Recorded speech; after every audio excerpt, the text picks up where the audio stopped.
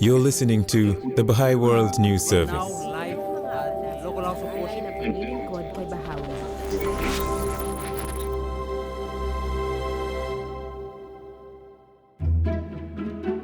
In this episode, Farruch Rasulov, a member of the Baha'i Office of Public Affairs of Uzbekistan, explores the Baha'i community's rich history in that country. He discusses contributions of the Baha'is of Uzbekistan to societal progress through moral and spiritual education, and the application of principles such as the oneness of humanity and the equality of women and men. From the Baha'i World News Service, this is Insights from the Field, a podcast series that explores experiences from Baha'i efforts to contribute to social progress, from the grassroots to the international level.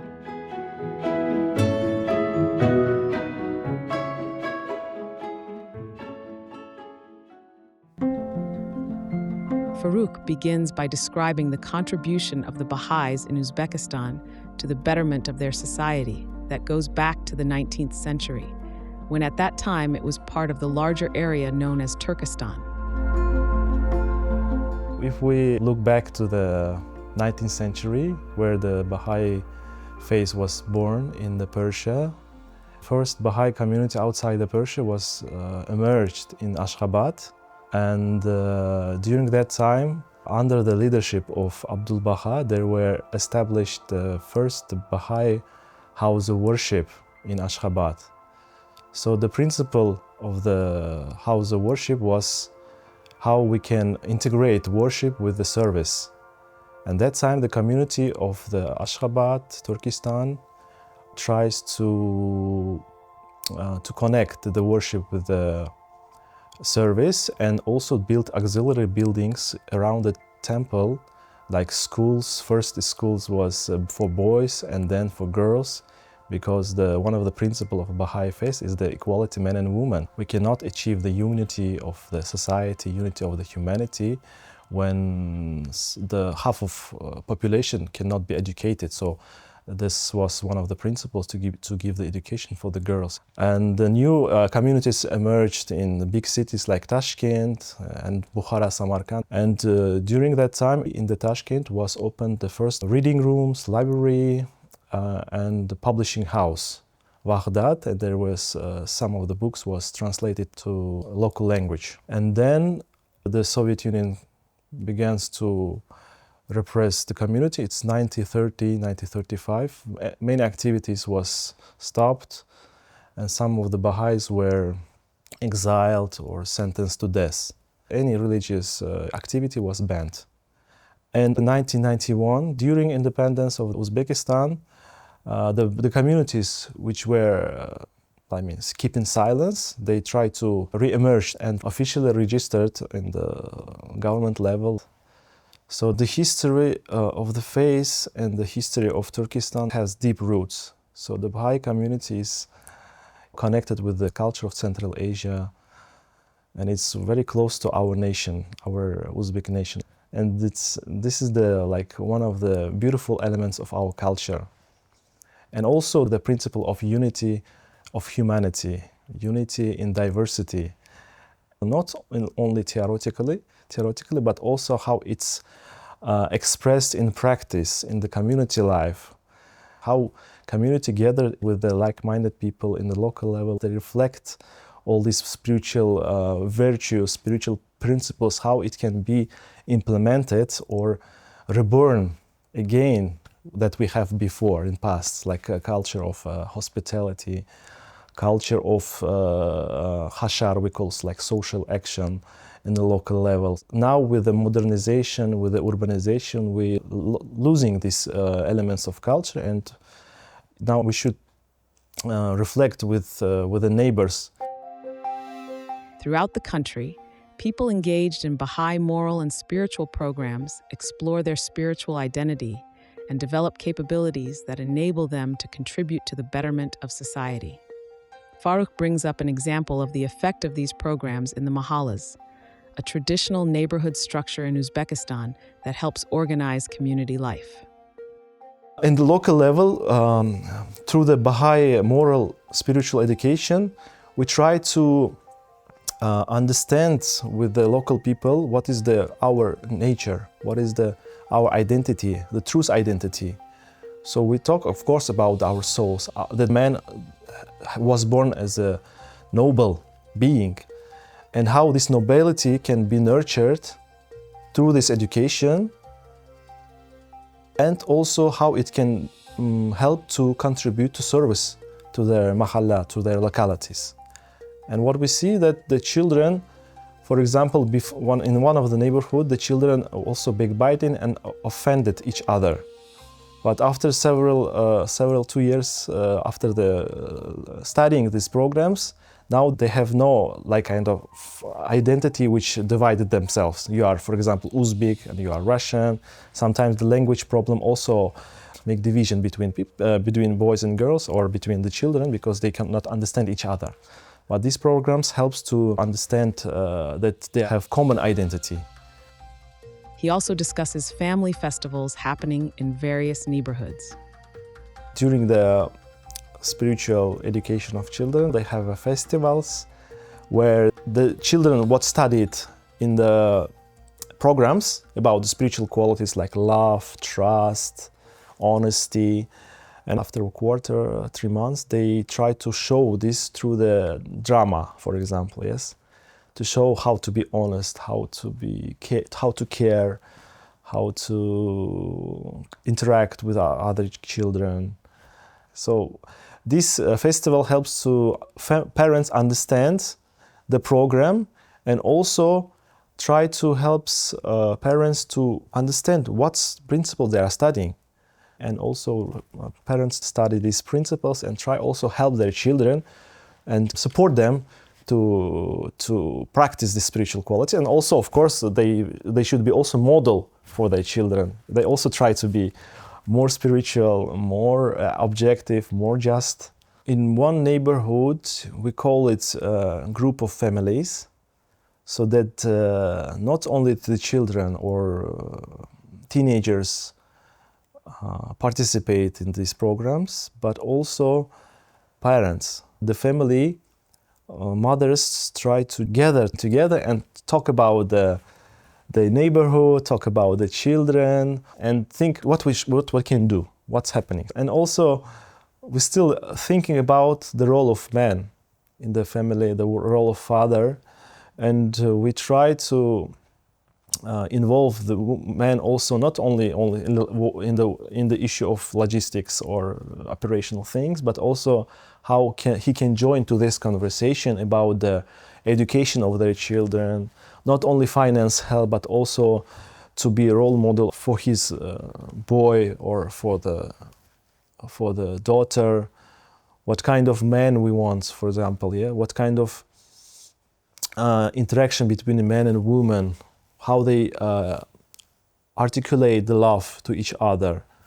So there are many traditional maybe elements that divide the obligation of men and women, and that's why if we want a unity in the family, we need a new role of man and woman, the new role of the family, and how it also the family can be united, can also there is a cohesion, there is also a support, like kind of dialogue and between men and women. As more people in a locality engage with Baha'i community building initiatives, they gradually begin to question long-held harmful cultural habits. Farruch brings up one such example where the culture of backbiting gave way to one of consulting.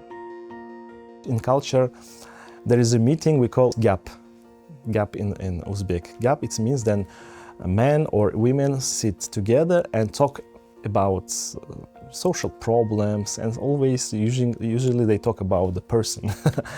And instead of this backbiting, there was another content of topic about for example, of well-being of our mahalla, of our locality, what we can do together. For example, we see the children and they are smoking cigarettes, sometimes they using the drugs, sometimes the alcohol, many social problems. And when some friends in the local level try to invite the parents to investigate what's the social problem we have and what we can do together in order to solve and help our children and youth. And from that time, after 3 years, we see that they are not backbiting now. They are thinking more about the intellectual education of their children and the youth, and also the spiritual education that we have today. These conversations at the local level also inform the broader discourse at the national level. Farruch touches on the question of radicalization and how the principle of harmony between science and religion can provide the necessary insights and motivations for transformative action.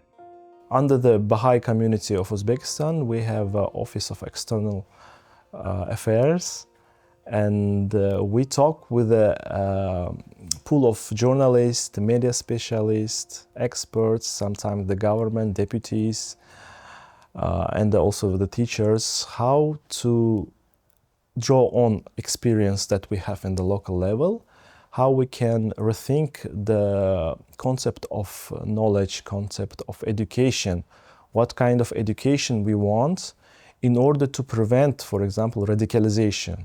Because recently in September, there was a Central Asian meeting where they talk about radicalization, because our country is in a very risky place, whereas radical thinking, especially online, are coming to in our country, in our Central Asian countries, and these countries come together in order to reflect how we can prevent this, what kind of instruments we should use, what kind of method what we have today, and the experience of the other countries. So when I talked with the expert who was there, he shared that the government cannot now solve this alone. So we need to join together with the civil society and with the NGO. So it should be some kind of coherence between the institution, public institutions, with the civil society, and also expert pool and individuals. So they suggested to join the force, to join together the force, and to prevent this radicalization. And also he asked what the perspective of Baha'i community according to this radical problem. And we talk about education, we talk about how this universal education, which is draw on the science and the religion, because the Baha'i faith, one of the principles is the harmony between science and the religion. And we understood that the religion tries to touch your heart, touch your soul, in order to do a good deeds for your society, how your inspiration, how your higher nature can be emerged, can be awakened. And science helped to have a rational thought, because we see now, through the media, we see how many youth can be manipulated or somehow make also radicalization among the young people. So we need both this system of knowledge, like science and religion, and how to integrate these two of the system in together in order to solve this radical thinking, blind limitation. Next, Farruch shares how the Baha'i community contributes to the discourse around national identity by exploring the spiritual nature of women and men. There are 16 religions, there are 130 ethnic groups in Uzbekistan. So government is seeking what kind of concept of our national identity can be in order to unite this all of diverse community in Uzbekistan. And now they're trying to implement this idea of intellectual development, social development, and spiritual development. And in this case, I see the principle of the dual nature of human being, that we have not only the intellectual, the body, but we also are spiritual beings, that we have a soul, which can also can be developed, and through this we can identify that we have twofold moral purpose, that I'm soul, I can develop, and an intellectual, both spiritual, and can contribute and service to my country in order to achieve progress, that we are all souls. Our highest nature is to develop our inner potential. So inner potential, what does it mean? We mean that we developed our intellectual skills, intellectual potential, and also spiritual potential. It means we can be honest, we can love each other, we can show trust, trustworthiness. In this context, the equality men and women is closely connected with the identity. The equality men and women means that boys and girls have this potential, inner potential, intellectual and spiritual potential, and what kind of conditions we can create as a parents, as a teachers, at the government level, what kind of education can be that girl and boy can implement their talents, implement their spiritual qualities and intellectual qualities, implement in their society, how they can be useful for their society. And if the mother is educated, the nation is educated. Whole nation is educated. Because the mother is the first who gives the knowledge for their child. So this concept of equality men and women is more deeper than just arguing about who should do this, who should do that, whose function of man, what is the function of woman, and so on. So if we agree and accept the unity of humankind, there were no any rooms for prejudices. And if we accept the equality of men and women, there was no prejudices against the woman. It also helps to eradicate the prejudices, stereotypes what we have today. For example, sometimes there is a false national identity which has principles like competition, or I'm the better, you are the worst, we are the first and you are the last, and so on. This kind of also national identity can be manipulated with some forces and can be also bring the radicalization in the societies. That's why the national identity should be always connected with some identity that's connected all people, all humanity in one. We are all united. We are all one human family. It's expanded the national identity we have.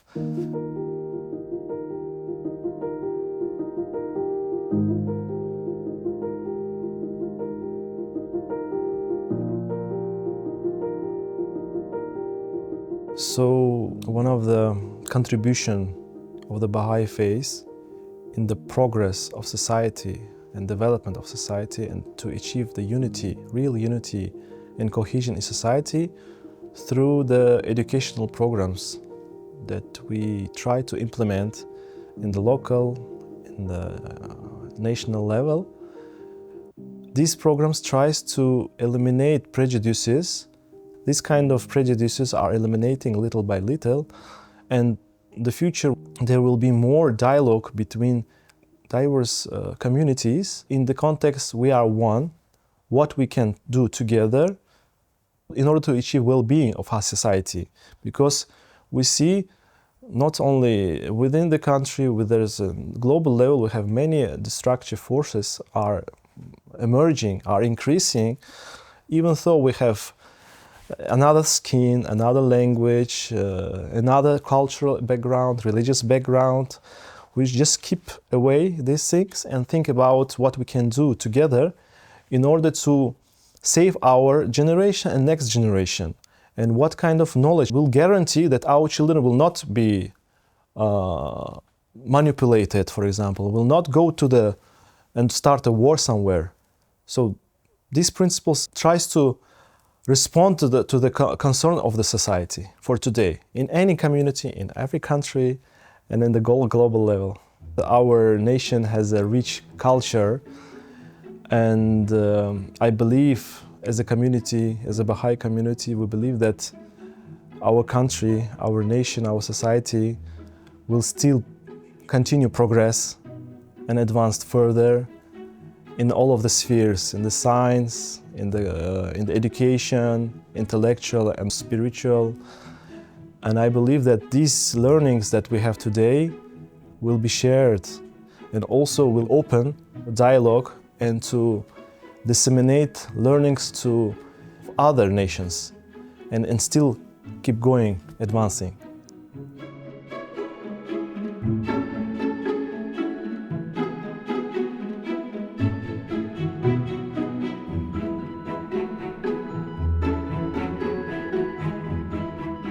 You've been listening to Insights from the Field, a podcast series from the Baha'i World News Service. For more podcasts and stories, visit news.baha'i.org.